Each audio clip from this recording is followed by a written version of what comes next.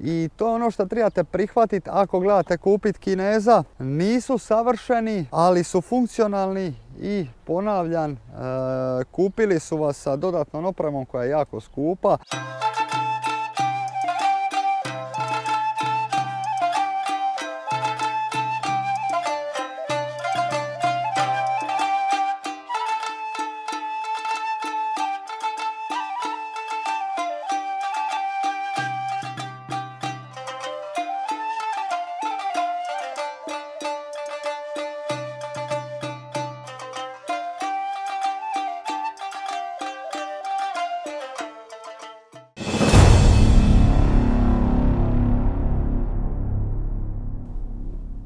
Dobar dan, pozdrav svima. Nemojte se prepasti, nismo se prodali Kinezima. Danas na repertoaru QJ Motor. Ja uopće nisam imao pojma da ovo postoji. Saznao sam da u Splitu postoji uvoznik za ovo. I naravno, pošto sam tako bija i gleda i CF Moto i tako dalje, međutim svi su oni imali uvjete i podcrtavali mi žutim markerima koliko puta u videu bi treba ponoviti da je taj motor kvalitetan, ovaki i onaki.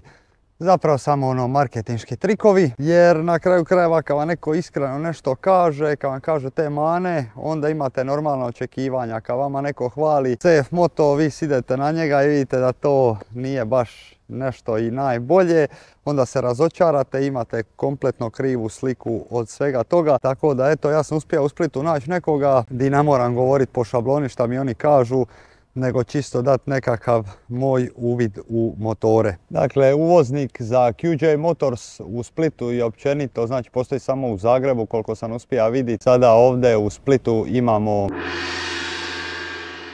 ostavit ću vam dole link u opisu videa, web stranice, Instagrama, bla bla, sve šta to ide uz to. Dakle, oni su prvi uvoznici za cijelo ovo područje, jel šta se kaže, uz more, gore za Slavoniju su zaduženi oni u Zagrebu. Vlasnik je doslovno rekao, evo ti vozi, radi šta hoćeš, snimi i reci točno onako šta misliš, pa ćemo mi tako i napraviti. Odmah jedan disclaimer za one zadrte Japance, Japaniste, nazovimo ih kako god hoćete, kao što sam i ja sam, kome Kinez ne dolazi u obzir, mogu vam odmah reći da napustite video, ovo neće biti video za vas, ali eto, čisto možete vidjeti šta sve se može naći kod nas na tržištu, malo ću ih usporediti sa Japanom, tako da imate malo bolji uvid u realnu sliku, osim ovih youtubera šta samo hvale, pišu hvalospjev kako je to najbolji motor i tako dalje. Mi ćemo sad odraditi nešto i odmah uz taj disclaimer bi nadodao, Kinez za sada neće biti ko Japanac, ni sada, ni u nekoj bliskoj budućnosti. Na dobrom su putu, tako da odmah riješimo tu stvar. Međutim, ovo iza mene postoji zato što ste vi to tražili. Znači, vi ste tražili jeftin motor sa dobrom opremom, to ste i dobili, doduše ne od Japanaca. Sad ćemo vas malo uvesti i kroz modele motora. A sigurno ste i pogodili koji mi se motor od ovih na uvodnoj špici najviše svidija. I ne, to nije ovaj naravno na kojem sidim, ovo je više za ljude koji vole BMW GS stil. Ovo je baš pravi adventure, 3 kufera. Ono što je meni najzanimljivije bilo kad sam uopće došao do ovih motora, kad sam ih pogledao, što imaju Marzocchi vilice. Marzocchi vilice smo vidjeli na MV Agustama i tako tim malim skupljim motorima. Brembo, koji danas još nemaju ni svi japanski motori. Znači, Japanac vas kupuje sa brendom, a Kinez vas kupuje sa opremom koja vas jako puno košta u konačnici. Ovo je SRT 800 SX, može se koristiti svaki dan, ima 800 kubika, može biti za put, čak ga to nekako je idealan za to. Ima snagu od 92,5 konja, to je 92-93 konjske snage, okretni moment je 77 Nm, znači to je nešto što bi očekivali od dvocilindričnog rednog motora. Znači, ovaj SRT 800 nudi dakle Brembo kočnice, Marzocchi vilice, TFT display klasika, ono za povezivanje sa Bluetoothom. Ima grijanje ručki, ima grijanje sjedala. A vi meni recite ko vam to od Japanaca daje u osnovnoj opremi, također sa 3 kofera uključenih u cijenu. Cijena ovoga motora je 8800 eura. Također postoji način da vi to plaćate na rate, znači na 36 rata, kad podijelite 8800 eura. 4 štete po 500 kuna, to ti je ništa. Simbolično nešto. To je praktički mjesečno i bezbolno, a imate nov motor. Naravno, čime vas još Kinez kupi sa garancijom 3 plus 1 godina, znači 4 godine garancije. Sad kad smo mi rekli ove sve lijepe stvari, vrijeme je da pređemo malo i na one grublje stvari koje sam primijetio da mi se nisu svidjele. Kvaliteta izrade je jednako loša. Zašto to govorim? Zato što od 2010. pa nadalje sva ova izrada, čim se to počelo proizvoditi na traci, izbacivati, kad je postala bitna kvantiteta, ne kvaliteta, mi smo tu dobili jednako nekvalitetne motore, znači bija to Japanac, Talijan, Kinez, Korejac, Englez, znači birajte šta god hoćete. Japanci, aljkavost, pogledajte ovo. Sve je to danas jednako nekvalitetno, međutim Kinezi definitivno su lukavo to odradili sa ovom dobrom opremom. Sad ću vam pokazati te neke nedostatke koje sam ja vidio. Evo sad vidite recimo na primjer u usporedbi sa Yamahom R7 koju smo imali šaltericu, ova jako duga ružna šalterica koja je doslovno na otvorenome. Ovdje je sakrili sa roll barovima koje naravno dobijete također uz motor za tu cijenu. Međutim, Kinez nema baš još neko rješenje. Pogledajte vi koliko je debela ova nožica. Naravno samo sve to nadodaje težini. Znači imaju čudan stil izrade. Međutim, definitivno će se to tokom godina popraviti. Također bi htio da pogledate da čak i natrag ima Brembo kočione čeljusti di Suzuki GSX-R ili neki tako pravi motori nemaju to. Motor dosta dobija na težini zbog ovakvih dijelova gdje su oni to dosta veliko ili kako se na engleski kaže bulky napravili. Također mogu se micati ove gume tako da imate kao nekakav adventure motor. Ovjes izgleda poprilično ozbiljno, djelomično je štelajući napred i nazad. Naprijed Marzocchi vilice koje ne dobijete na 90% japanskih motora, eventualno možete dobiti VP-ov ovjes ili Showa, također Brembo. Postoji model sa žbicama, dakle to je taj Adventure, a ima i onaj sa cestovnim gumama koji se nalazi tamo. Kad pričamo o težini za ovakav motor, možemo očekivati 260 kg. Definitivno trebaju poraditi na kilaži. Znači mi sad pričamo o motoru koji košta 8800 eura, gdje dobijete crash barove, Brembo, Marzocchi vilice, grijanje ručki, grijanje sjedala, 3 kufera. Znači stvarno dobijete masu opreme i onda će meni neko sad reći ali imaš teneru za 11.000, to je kao ajmo reći 2000 skuplje. A ja vas pitam koliko košta jedan crash bar za Yamahu teneru. Pa vas pitam koliko koštaju Marzocchi vilice jer na Teneri 700 je potreban. Ako želite malo ozbiljniju vožnju morate unaprijediti i prednji ovjes. Pa i da stavite to grijanje sjedala i ručki koje Tenera ne znam uopće li ima grijanje sjedala. Ali možete kupiti komfort sjedalo, kufere i tako dalje. I onda ta Tenera više ne košta 11.500 nego 14-15.000 što je duplo od ovoga motora. Tako da za nekoga ko traži budžet motor sa 4 godine garancije, a kad vam neko da garanciju na nešto, misli na televiziju dobijete 2 godine garancije, mašinu za robu, za sude, a ovdje dobijete 4 i po meni je to nešto što su Kinezi dobro ponudili kako bi se probili na tržište. Ovo mi se isto van ogara, mi je nekako prekratka i previše unutra. To mi se ne sviđa kako izgleda. Ta kaže SRT 800 SX sa kuferima cili da ga malo provozamo.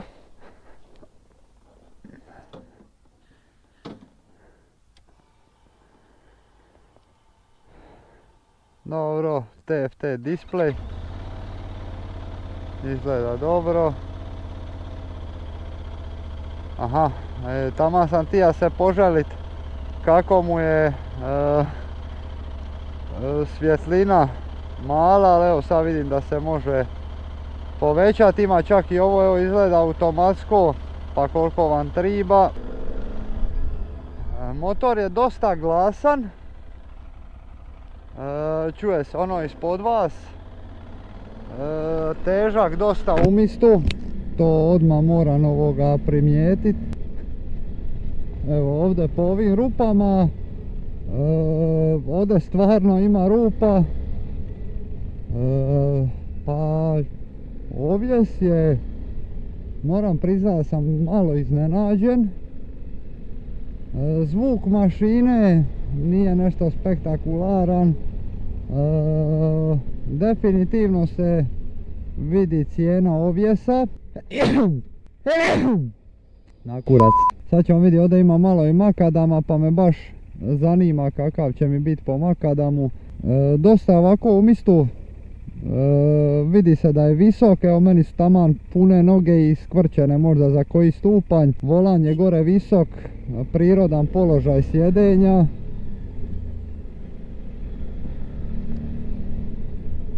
Pa ovako za makadam je ok, ali mislim da ovaj motor od 260 kg ako padne, da ne znam baš ko će ga dignit.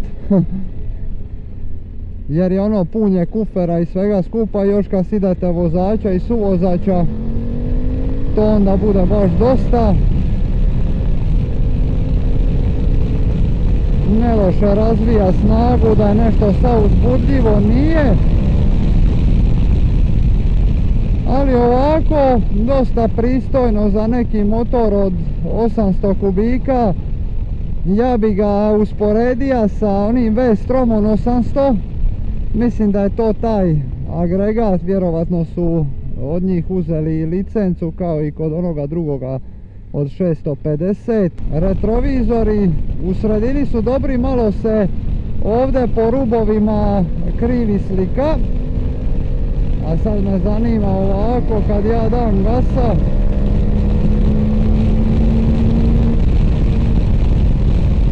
Zaštita od vitra nije baš najbolja. Dosta mi tuče ode u vrh glave, znači moram se samo mrvicu spustiti ili podignuti vizir gore. Znači nije baš lina mašina. Vibracije su kineske. Znači postoje japanski motori s vibracijama, na kineskim motorima se baš, evo prosječni vozač Tracera ili MT-a šta god. Uglavnom to se dosta primijeti, znači ono vibrira dole na ovim štapnama od nogu, kao i gore malo na rukama. Evo čak i u petoj na 5000 opet ima nešto gasa. Za 90 konja nije loše. Za te pare ne znam šta drugo tražiti od motora. Treba na stražnju kočnicu, treba malo više pritisnuti da bi bila dobra. Dosta je tvrd rezervar, to mi malo smeta. To jest ovaj, moraš ga baš pritisniti prstima. A vidiš i ovi botuni svitle. Baza. Potrošnja kod ovih motora je vjerovatno zanemariva, ovo bit će trošio 4,5 litre, 5. Težina se u mjestu osjeti, u vožnji ne baš tako, osim ako niste na nekim baš malim brzinama, i to mi je super. Ali definitivno ovom motoru treba 20 kg manje. Mjenjač je i dalje još uvijek tvrd, međutim to je najčešće tako kod svih novih motora. Zanimljivo mi je kako se lipo motor zanosi u okuke.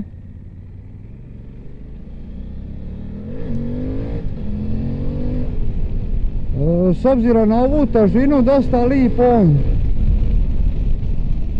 upada u okuku, tako da ne bi tu ništa uzima za zlo da mu treba 20 kg manje, to definitivno.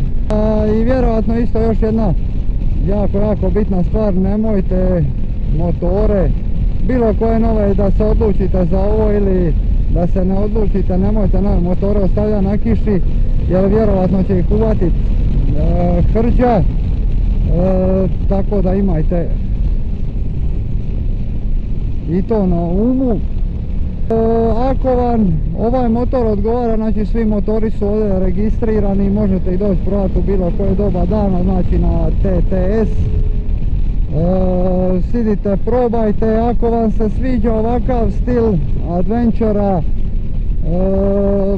da ćete dobiti savršeni motor, nećete, da će motor služiti svoje svrsi, naravno za 8.500 eura, malo više, imate doslovno sve i mislim da će vas služiti. Ali sve u svemu za mene je pristojan, vidjeli ste manica i naravno što ga više budete gledali više ćete naći te neke sitnice koje nisu perfektne, koje nisu dobre, što je možda malo aljkavo napravljeno. Ali ako se pitate zašto nisam toliko ljut, zato što je to takva cijena. Znači za 8.800 eura dobiješ doslovno svu moguću opremu, Brembo kočnice, Marzocchi vilice, grijanje sjedala, grijanje ručki, znači ono baš dosta opreme, crash barove također, kufere, i očekujem da neće biti savršen. A za motor od 20.000 eura to boga mi ne očekujem. Sljedeći na repertoaru je SVT 650. SVT, to mi je nešto poznato. To. Pa da, kupili su licencu od Suzukija, dakle SV mašina, V-Strom mašina 650, doduše ona prošla linija. Brembo, Marzocchi, to je sve klasika. Ovaj mi se motor isto svidio, međutim oni 550 mi je malo draži, malo. Znači radi se o motoru 650 kubika, to ste mogli i zaključiti kako smo pričali o V-Stromovoj mašini. 2 cilindra, 76 konjskih snaga i 65 Nm okretnog momenta, što zapravo uopće nije loše. Meni se to dosta sviđa. Mislim da će biti dobar za vožnju, jedino što me muči je njegova težina od 236 kg zbog onih kineskih balki dijelova koji su stvarno preogromni i preteški. Također, kao i svi motori, imaju ABS sustav, to sam vam zaboravio reći, od Boscha, znači Boschov ABS sustav. 20 litara goriva, crash barovi, grijanje sjedala, ručki, to smo nekako sad i navikli već da nam ovdje ulazi u osnovnu opremu. TFT display, motor je visok ovako i ono, zapravo su ukrali izgled od ovoga ovdje motora, znači pogledajte malo sad usporedbu, znači doslovno izgledaju isto. Znači Suzukija mašina, Husqvarnin izgled. Po ovim žbicama ili rađama na felgama smo mogli zaključiti da je ovo malo i terenski motor za nekoga ko voli izaći na teren. Podešavanje polu kao i kod svih, znači svi se mogu djelomično podešavati, to mi je dosta dobro. Znači ovo je više nekako stil malo za off-road, dok su ovi sa kuferima adventure motori, znači ono sideš sa ženom i voziš se. Ovaj dolazi po cijeni od 7.800 eura, što za mene zapravo i nije toliko loše, ponavljam, za nekoga ko ne želi dati za nekakvu Teneru 11.000, znači 11.000 još kad nadodate tu opremu, to ispadne i 12, 13, 14, 15, zavisi koliko se zaletite. Tako da sve u svemu to mi je dosta dobro, lipo. 4 godine garancije kao i svi, a ja vas sad više ne bi davija. Prvo ćemo samo malo proći koje sam nedostatke naša na ovome, naravno ima ih kao i svaki Kinez, pa ajmo čak proći malo i kroz njih. Ova rebra za hlađenje na cilindrima su dosta gruba i ogromna i tako dalje, znači to je ono malo kineski. Pogledajte ovu kočnicu, sinati miloga, ovdje ima mislim kilipo u njoj. Isto se tako na svim motorima mogu micati ove gume. Brembo, natrag, ova boja, ovaj finish od rame nije baš naj, ali za tu cijenu šta bi ti tija. Ovo mi je upalo u oko, SVT, međutim ja sad vama to ne mogu pokazat, ali vidite kako je krivo nalijepljena ova naljepnica. Znači malo ide ukrivo zato što sam rekao da se ručno sklapaju, dok je ovdje u ravno, znači nisu ono jednake. Isto tako da ne zaboravimo Made in China i ovdje isto ta rebra. Znači Kinezima fale finese, pogledajte ovdje ovaj procijep. Znači manji pa malo širi i ovdje ne prati opet ovu liniju. Znači to su te male sitnice koje su meni odmah upale u oko. Pogledajte ovo, ovo mi je isto me malo iznerviralo. Ovo mi je ova plastika koja ide ovdje preko ovoga crijeva i sad to tu treba malo namistiti, nagurat da to više ne pritišće crijevo. A to crijevo je zapravo od ekspansione posude koja se nalazi tu. Tako da ono ima masu tih malih sitnica, nekome bitnih, nekome nebitnih. Da je finish nešto bolji nego kod Japanaca nije, da je lošiji stvarno nije. Zašto sam bio onoliko ljut na onu Yamaha R7? Zato što Yamaha R7 je skupa i sa svom opremom je još skuplja. Znači ja očekujem da će on imati krivu naljepnicu, da će imati malo ružni željezni komad od kočnice, da će imati tako te neke male sitne mane za ove pare, za 7800 eura, za 6,5, za 6200, za 5500 eura, za 8. Ali ako dam za 20.000 eura motor, onda to ne očekujem. I to je ono što trebate prihvatiti ako gledate kupiti Kineza. Nisu savršeni, stvarno nisu, ali su funkcionalni i ponavljam, kupili su vas sa dodatnom opremom koja je jako skupa i zato toliko koštaju. Da nema te opreme košta bi 2000. A sa Brembovim čeljustima, Marzocchi vilicama i tako dalje ta cijena ide gore i zato za jako malo para dobijete jako dobar motor. Naravno pričam za one koji su, kako se to kaže, koji imaju široke vidike, to jest open-minded people, ja nisam jedan od njih. Ovo se ne može usporediti s niti jednim motorom koji je proizveden prije 2010. Odmah da vam to kažem. Znači za još 50 godina da Kinezi rade motor neće nikad biti ko onaj Japanac od prije 20 godina. Danas je ta kvaliteta izrade, sve se proizvodi u Kini kao i Honda što se proizvodi, Suzuki također. Znači sve je to više postalo manje više isto, ali za ove pare možeš si kupiti motor ako ne želiš da 20.000, 15, 17, 13, 14. Ovo je jako dobar budžet motor ko kad želiš voziti GS-a pa nemaš para za njega pa kupiš V-Stroma. A ako ne želiš kupiti ni V-Stroma, onda kupiš nešto od ovoga i bit ćeš jako zadovoljan, a ja bi sad prestao pričat i idemo se malo provozati. Ovaj 650 mi je posebno bio zanimljiv. Ima sam V-Stroma 650 i sad me zovu, vidi kako su visoko noge naprijed. Da, treba se da skroz naprijed, sic je dosta komodan. Pa moram priznat da je ovo jako zanimljivo, pogotovo kad čujem ovi V-Stromov zvuk. Ovo mi je baš jako interesantan. Znamo će vidi odmah. Ovo mi je super. Kako su ovdje na ovome podigli volan, ja ne znam ništa o off-roadu, ali mi je ovo zanimljivo kako su uz taj Marzocchi ovjes napravili kombinaciju između Yamahe Tenere i V-Stroma i Husqvarne. I baš mi je nekako zanimljivo, eto. Za razliku od Crta 800, ovaj je nešto lakši. Iako bi volio da je ovaj 20 kg lakši, volan je gore visoko, ruke su opuštene. Lipo se sidi udobno, tu stvarno nemam šta reći. I ovo me puno mašina tiša nego na onome 800.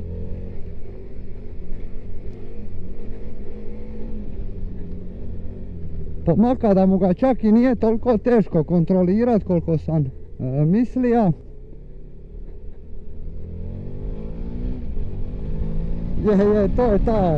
To je ta mašina od V-Stroma. Definitivno za udvoje će falit snage, ali ovako za nekakav solo džir, za malo otići na makadam će biti dosta dobar. Puno mi je linearniji nego onaj 800 na primjer. Onaj 800 ima dosta rupa u gasu. Ovaj je linearan, ima i manje vibracija od onoga 800, ali onaj 800 je putni motor, nije za visoke đire, a ovih baš nekako, baš ih voli, a to smo već navikli vidjeti kod V-Stroma. Ima čak i dobar zvuk, moram priznati. Satvornički na uspuho naravno i mašina se dosta čuje, kumplug je lip, znači sve ono, samo mi je visok.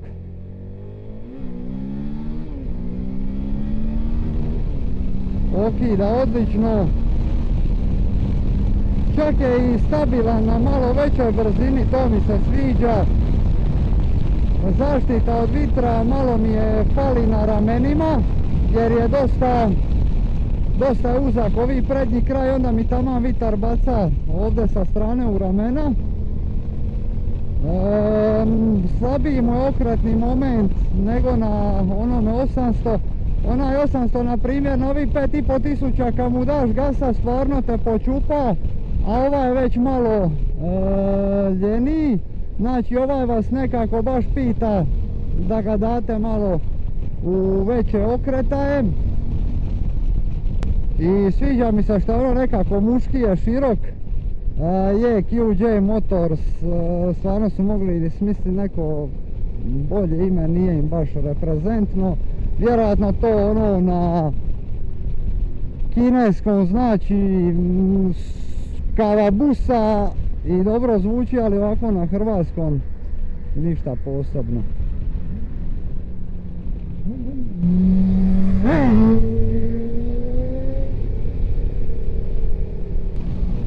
Isporučivo snage ne loša. Najviše mi je interesantan ovaj ovjes. Ovaj motor ima dugi hod vilice, ne propada tek tako dole, nekako je baš čvrst, siguran. Vibracija na nogama ima. Naravno to je nekako i bilo i za očekiva za kineski motor. Isto se lipo ulazi u zavoj, doduše malo teže nego onaj 800.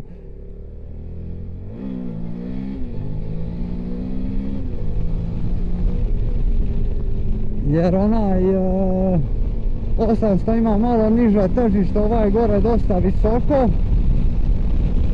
ali se da lipo voziti. Da vidimo naglo kočenje. Samo prednja dosta dobro, pohvalno.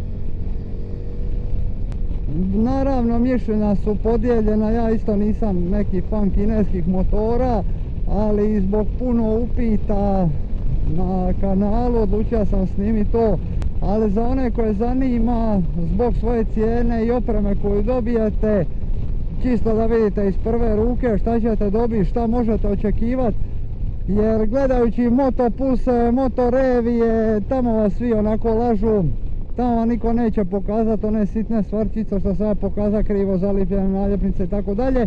I onda čovjek dođe u dućan, ima prevelika očekivanja i onda dođe vidi to uživo i gori, pa ovo je smeće teško, ovo je kineska prevara, razumiš, ovo ono.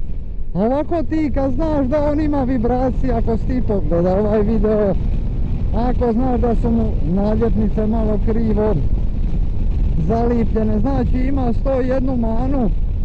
Naravno kontinuirano tokom godina će se to sigurno nadorađivati.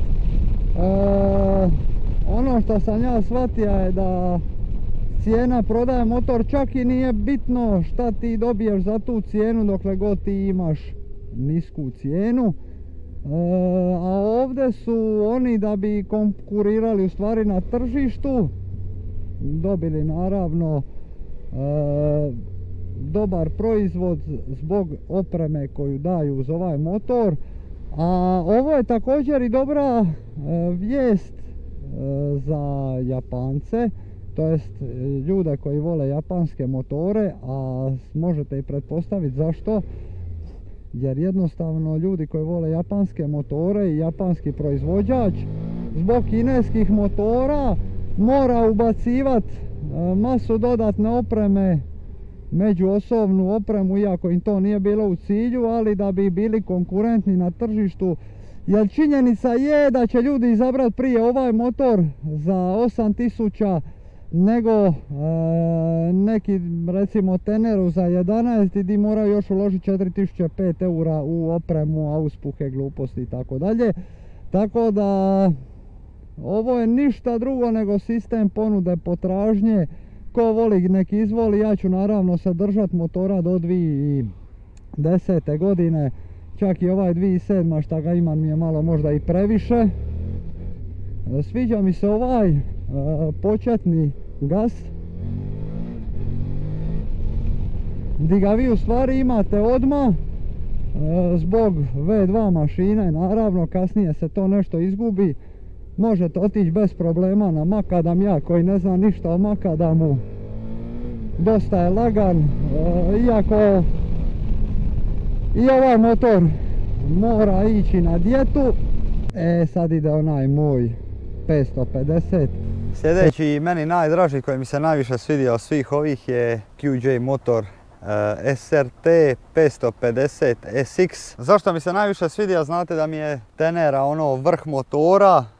Ovo je skoro pa najsličnije njoj, malo mu fali konja, ali je jako lagan za upravljati, to ćemo vidjeti sada u vožnji. Znači baš mi se svidija i izgledom i sve, čak mi se sviđa više od ovoga putnoga, zato što sam ja više ono malo kao dinamičniji džir vožnje, pa onda to više volim i provozati.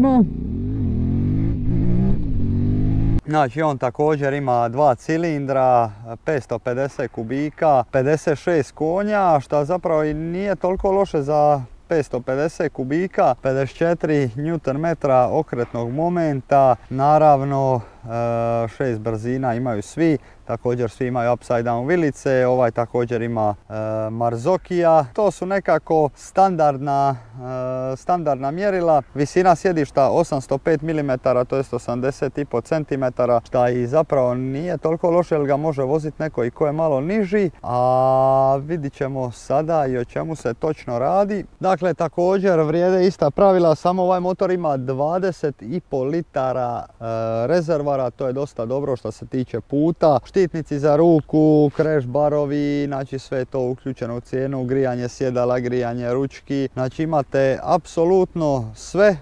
Također isti TFT display, polupodesivi ovjes, imate ono utičnice za USB koga to zanima, mene osobno i ne, ali eto to je jako dobar aksesorajz koji imate na motoru, kao i 2 diska naprijed, a dolazi po cijeni od 6200 eura. Mislim da je to pristojna cijena za koju ne možeš novi skuter iz dućana, znači Beverlija ne možeš kupiti za te pare, tako da po meni sa 4 godine garancije vrlo dobro. Naravno i njemu sam našao 101 malu zamjerku, ajmo ih sad zajedno i pogledat. Ovo da slučajno ne bi pogriješili odakle je motor došao, made in China, to mi je malo smišno. Također ima ove balki velike željezne komade od šalterice, tako da dobija na težini, zato ima 220 kg. Ja bih rekao da je to najveći problem kod Kineza, jer oni to još rade na veliko i to mi se ne sviđa. Recimo vidite ova rebra na mašini za hlađenje su dosta gruba, nisu ono fina ko na japanskim motorima i to je u biti jedino što je meni ovdje bolje na današnji, znači pričamo o novim motorima gdje je to malo bolje napravljeno, ali ovako nekakve sitnice kao što je i ova na primjer ogromna nogara, pogledajte vi koliko je ovo. I oni tu dobijaju stvarno puno na težini i naravno gube na brzini. Ovo smatram da je preblizu auspuhu, dobro doduše nema ovo di ići, ali to tehnološko rješenje možda staviti malo neke kraće vide i tako dalje. To jest ta završna obrada nije nešto najbolja, kao i što ovo je ogromno, pa su mi smišno napravili ovaj graničnik ovdje. Pogledajte ovo. Ali ja ne sumnjam u kvalitetu ovog agregata, ali ovo većinom Kinezi kupe licencu od Japanaca. Varovi također nisu baš najljepši, Japanac to baš napravi za prodat. Također kao i kod svih novih japanskih motora nema puno vida, sve ovo se stavlja na kopče i onda samim time nije neka velika čvrstina, ali to je danas mana kod svih motora. Završna obrada boja kao što je na primjer od ovoga nije baš nešto prefina, Ovdje je, na ovoj desnoj nije, znači ono dosta su te sitnice drugačije napravljene. Recimo ovo, naljepnice. Pogledajte, ovdje završava točno na rubu, a pogledajte koliko ovdje strši od ruba. Ne znam, jel možete primijetiti. Ovi motori se baš i ne izbacuju na traci, nego se ručno sastavljaju, ručno se lipe naljepnice i tako dalje. Znači svaki ovaj motor je prošao kroz ruke nečije i samim time ima te sitne manice koje se na japanskim motorima ne smiju događati. A ja sam siguran da će oni tokom sljedećeg vremena to unaprijediti, popraviti te nedostatke. Jer kao što vidimo, za malo para ti daju dobru opremu, čak i dole ovu ralicu koja za jednoga V-Stroma košta 400 eura, a vi ovdje dobijete cijeli motor za 6200. Znači za nekoga ko ne želi potrošiti puno novaca za motor, a želi novo sa garancijom, to je odlično. Kod nas ih još nema puno na tržištu, polovnom tržištu, tako da ne znam šta će biti sa tim. Vjerovatno će se oni prodavati kao polovni.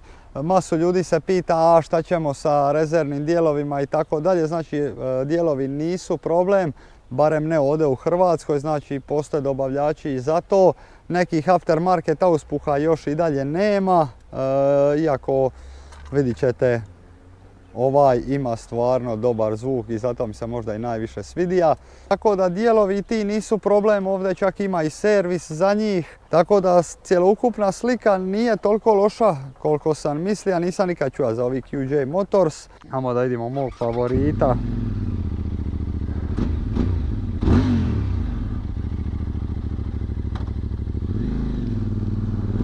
A zvuk mu je moćan.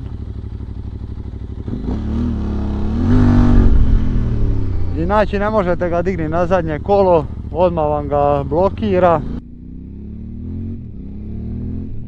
Prelaganje, ovo mi je u biti prava težina.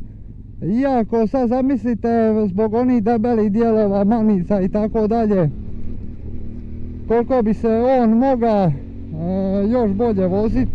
Ovako na nogama po rupama se vidi taj skupi ovjes. I ovako tvornički ovaj zvuk mi je bomba.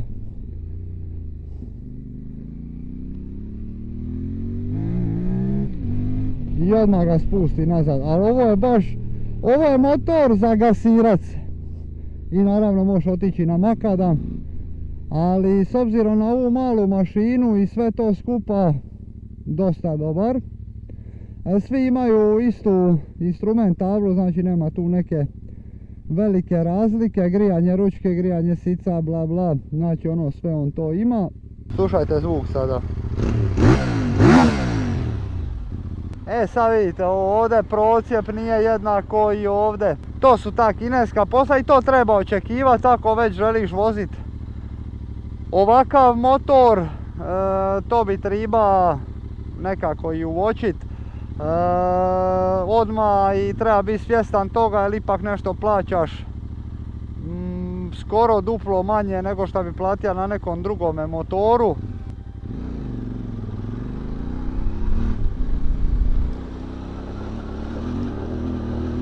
A ovo je baš za gasovi motor. Ovo je ludnica teška. Evo na ome sam se čak i nasmijao malo, stvarno mi je dobar. Ide dobro.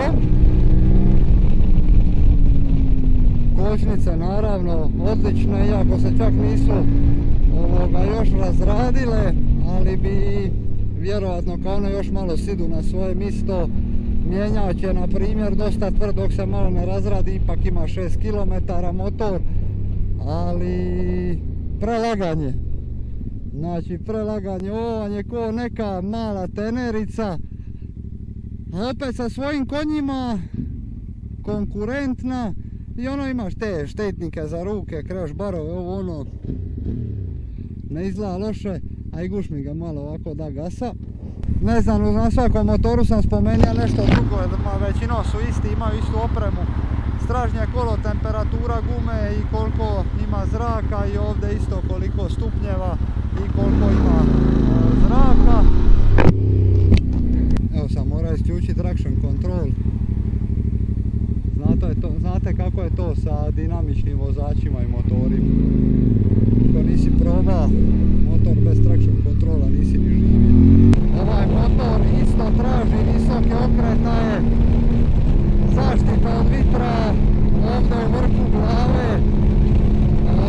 Možda bi trebali neki malo veći vizir ili oni dodatak na vizir tako da mi ga točno prebaci iza glave. Ja sa svojih 190 nisam baš objektivan što se tiče vjetra i visine. Mislim da nemamo mi tu puno o čemu pričat. Ko voli, ko želi ovakav stil motora, vridi ti para, na kraju krajeva ima i tu garanciju. A šta je sad ovdje? Ovdje uvijek neka gužva. Uvijek je ovdje neka gužva. Treba li šta pomoć?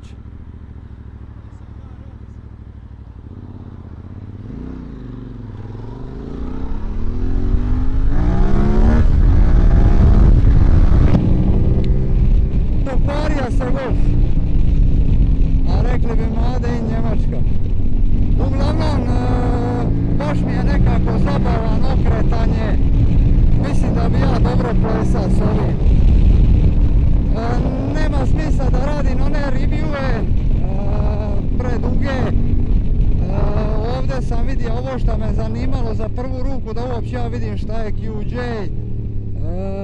Naravno, s vremenom će se tek pokazati njihova kvaliteta, ali dok traje 4-godišnja garancija mislim da imate dobrog vremena, dovoljno vremena za probat ga. Ovi prekidači realno ne izgledaju skupo i kvalitetno ko na onim velikim motorima, ali to ne znači da to nisu samo ono, vidi se da su na tim nebitnim stvarima malo uštedili koju kintu, a da su ga napucali sa opremom koja je inače jako skupa i di vam u biti sada motoričani prodaju ono motor za 50 različitih oprema za taj isti motor i onda ima SXS, Trail, Adventure, ovi oni, u biti to sve isti motor, samo ima dodatke, neke i nema. Ovdje sve to ulazi u cijenu i to je po meni, ko gleda ovakve motore, vrhunski, meni se ovaj baš nekako svidi, ajde. Nema šta reći. I onaj 800 ima puno vibracija, ovaj isto ima vibracije. Doduše ovaj nema toliko kao i onaj žuti, znači ono malo na nogama i gore na rukama. Ali pričamo o 6200 eura. Znači moj motor GSXR 1000K7 iz 2007. godine se prodaju po 7-8 tisuća, tako da ono, mislim da je cilj i stvar koju želim ovdje reći i postići vrlo jasna.